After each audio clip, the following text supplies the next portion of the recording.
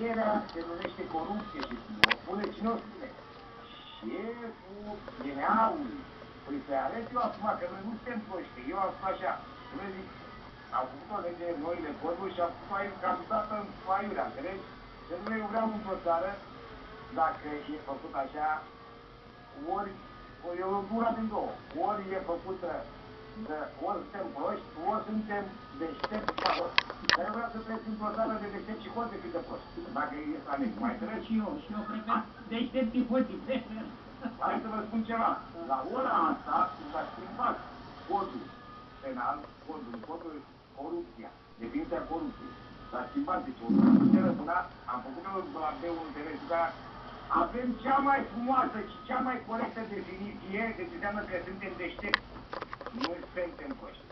Avem la ora asta lege de corupție și definiția corupției și a mitei